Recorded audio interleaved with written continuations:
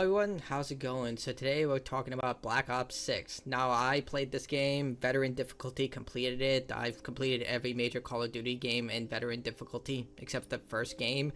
And I thought it was pretty good. Like, it was definitely a step up from Modern Warfare 2's DLC, Modern Warfare 3, and Black Ops Cold War. Like, I hated those games a lot, but this one, it was okay. Like, 6, 7 out of 10. The campaign was decent. They did some experiments with the zombies system, and overall I enjoyed it. And the fact that it was always online surprised me, considering it never dropped connection for me. So give credit where credit's due. But the aftermath of this game has been a train wreck, which should have been expected, because let's face it, this is Call of Duty and they'll find a way to fuck it up. So the Squid Game Season 2 is just released, so of course there's going to be a lot of promotions. Season 1 was very popular. Season 2, I've seen mixed reception, but I'm liking it. I haven't watched the entire thing, but I think it's pretty good. And Call of Duty's been promoting a Squid Game event, but it seems that they're going to charge people for it. So Squid Game arrives in Black Ops 6 and Call of Duty Warzone. Explore an exhilarating event pass with a premium track route allows for more incredible rewards, including the frontman operator, plus a myriad of LMTs will feature signature sinister takes on red light, green light mechanics. Now, look, I have no doubt in my mind to license the right to use Squid Game in Call of Duty probably cost them a pretty penny. If you're Netflix and Call of Duty wants to do an event with you, they're going to ask for the Activision Blizzard money, or in this case, Microsoft levels of money.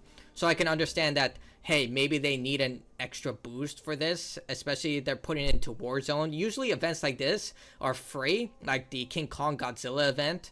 But for this, even though with that, they still charge you technically $100 to get that stupid glove. You need to buy an array of microtransactions to get that stupid glove.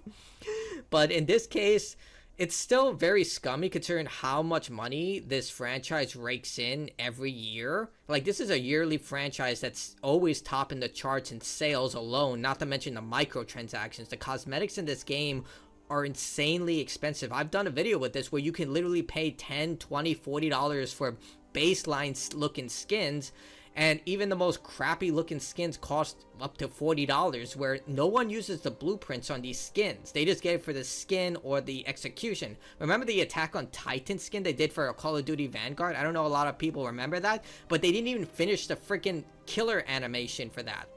So yeah, they really cheap out with this stuff, especially considering this game still does pretty well. But yeah, it seems that they are going to charge for this, but they haven't given an exact price. Given how expensive this game is in terms of cosmetics, I wouldn't be surprised if this was 20 bucks or more. Remember, they charge up to $40 for just skins. And it just reminds me a lot of what the Apex Legends have tried to do, where they tried to sell you the battle pass in two separate packs. And people had such a major backlash to this, as they rightfully should. And they decided to go against this practice because they're already bleeding players. They shouldn't have to do more incentive for people to go to other games. Right now, Apex Legends is dying. It used to average around 100k to 200k players. Now it's barely doing anything above 100k, especially considering the last 30 days it hasn't during the holiday season. Like, my reason that Apex Legends is failing, in my opinion, is that they never pivoted to community content. There are a lot of arguments made out there that they simply did not promote it, and they constantly tried to push away from that, as opposed to Fortnite, where they celebrate community created content. In fact, I would argue that Fortnite's more of a social sim, where people just play an array of games, from Drive-In, there's a new Rainbow Six Siege-like version called Ballistic. There is the Fortnite Battle Royale mode, still the most popular, but there are so many other options in that game, from survival horror to action adventure to racing to skydiving mini games to parkour challenges. There are so many things to do in Fortnite that it's able to keep itself alive because of those amazing situations. They have events every year that people look forward to. So I don't know what the frick they were thinking with Apex Legends, where they just never allowed the community just to create content. Like, it's just, like, stupid. But in Call of Duty's case, it's still doing very well. I know a lot of people would say that it's not doing well, but you have to remember, Call of Duty is a yearly franchise. Not everyone goes to the next game. You have to take this number and combine it with the last, like, 4 years of Call of Duty. Heck, people still play Black Ops 2. So that should be saying something. Like, I logged on to Black Ops 2 and there were still around 5,000 people playing the game. Like, yeah, that's minuscule, but when you start to add it up between every entry of the Call of Duty franchise, I wouldn't be surprised if there were 500,000 people playing the franchise as a whole in various different games. Remember, yearly franchise, a lot of people don't upgrade to the next game. And even though it's on Game Pass now, some people don't have an Xbox. They sometimes just have a PlayStation or a PC, so they buy the game, or they decide, you know what, I'm just going to play the older entries of the game, because by the time the newer entry comes out, the older entry, which I believe Black Ops Cold War was the previous game of Modern Warfare 3. By the time this entry comes along, they've already released a wealth of content for the previous entry and usually fixed a lot of issues that people were dealing with before they forget about that game and allow the hackers to run wild, which they're already doing in Black Ops 6, which, if you don't know, every time there's a new Call of Duty game, you're going to encounter a lot of hackers, especially on the PC platform. Just look at this. This is 1 month ago when Black Ops just launched.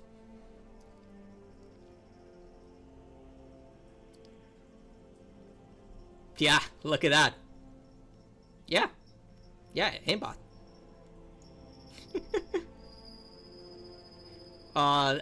He's gonna see you. Yep.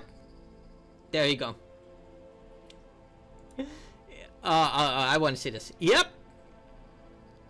Yep, so every time there's a new big game, there's gonna be a plethora of cheaters, especially on Call of Duty, and it's gonna rope back into this because they have a brand new system where they literally just report people en masse using some sort of cheat engine, and it puts people into a shadow ban list where they end up in queue hell, or they end up with other cheaters. And yeah, they even got community noted for this. So I think the reason that they're probably going to charge for this is one or two reasons.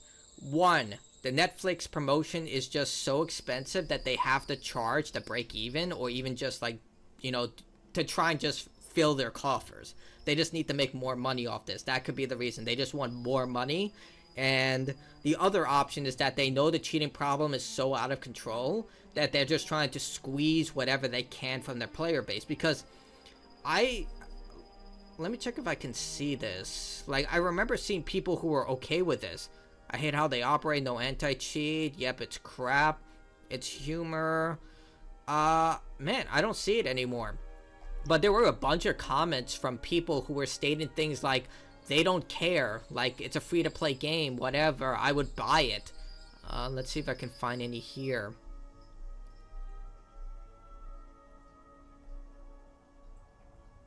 I don't see any right now, but when this tweet first went out, I saw a bunch of people saying that this is like, oh, they were okay with it. They could be bot replies, because right now Twitter is running through a massive hate tweet campaign where they try to incentivize people to engage with certain Twitter accounts for monetization purposes.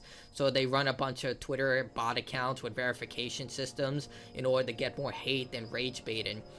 But I also think that they just don't care anymore, because we've seen it like with ads on YouTube. Like, the ad will run perfectly, but the video itself will literally take eons to buffer. And I think that's what's happening here. They know that people will buy this game every year. They'll play it hardcore. Like I said, I got it through Game Pass. I played every Call of Duty game, but I don't buy into microtransactions. There are 3 freaking tokens in this game. There's a weapons token, a battle pass token, and an XP token. Can you believe that? Like, I mean, you can with this system, but I honestly think they just don't care. Like, they don't have to care. They literally make so much money off this stuff by purchases from microtransactions, from everything. It's not going to get better with Microsoft. Microsoft is going to say, you know what, this makes billions of dollars. Why the hell would we change any system?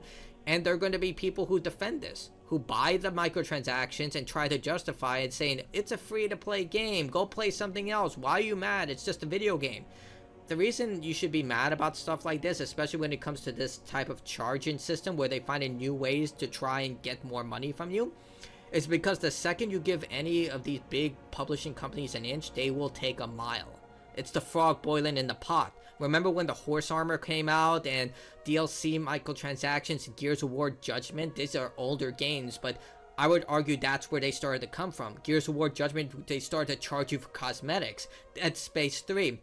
They charged you for single player advantages, and now we're seeing it everywhere, and it's become the norm. You keep giving them excuses. I don't understand why people give excuses to billion-dollar corporations like this is okay.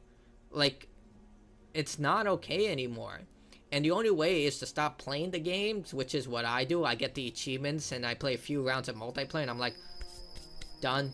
I'm done. I'm not giving you any money and not my time. I'm gonna go play something else. That's why I usually stick with single player games like Horizon and Elden Ring. Like, I'm going to replay Dark Souls because this is just out of hand. They're going to bleed as much money from you as possible, and they don't need to do anything about it because there will always be a venomous amount of members within the community who will defend these practices, and there's literally nothing you can do about it. You can provide as much justification about why this is bad, like I just said, with how microtransactions sleazed their way into video games because people allowed it. People like myself who were just like, it's cosmetic only, it's not a big deal. And now the cosmetics that we used to unlock through gameplay progression, like in Call of Duty, are now locked behind $20, $30, $40 microtransactions. Like, remember Call of Duty 4? You can unlock all these great microtransactions. Call of Duty Black Ops. Like, they used to have so many great unlocks, and now you have to pay for it. And another thing is that you have to pay for it almost every year. Like, these skins don't transfer over all the time. Maybe they transfer in Warzone. I'm not sure. I haven't played Warzone forever. But I do know they don't transfer. When I got all those skins in Vanguard and I played Black Ops Cold War, nothing transferred. Same thing for Call of Duty Black Ops 6. None of my skins that I earned in past Call of Duty games transferred over. So wherever person kept arguing, telling me, no, they all transfer. I did a video about this a while ago, and people were like saying, no, it transfers. Everything transfers. I'm like, really? Where are my skins that I unlocked in Vanguard? Why are they not in Black Ops 6? Oh, right, because they didn't transfer. Same thing for Warzone. They didn't transfer a lot of them. You have to unlock all this stuff over and over again. And, God, I'm surprised with this. I mean, I think the next step after this is they're just going to charge you to unlock challenges at this point. Imagine that the next microtransaction, oh, you want that skin that requires 500 headshots? You have to pay for the challenge for it. It's a limited time event. And if you don't unlock it on time, we take your money, you don't get the skin. At this point, I'm pretty sure that's where we're going to be headed. But tell me what you think in the comments below. Honestly, I don't see this ever changing. The only way it will change if it affects their wallet and their bottom line. But until then, it's never going to happen. I know a lot of people were hoping XDefiant would have probably given Call of Duty a run for its money. I think a lot of people would since saw the writing on the wall. There was no way that game was going to succeed where Call of Duty has implanted itself within the gaming community. But yeah, this is what we have to look forward to. Event passes. But that's it from me. Tell me what you think in the comments below. Like, dislike, your choice. Goodbye.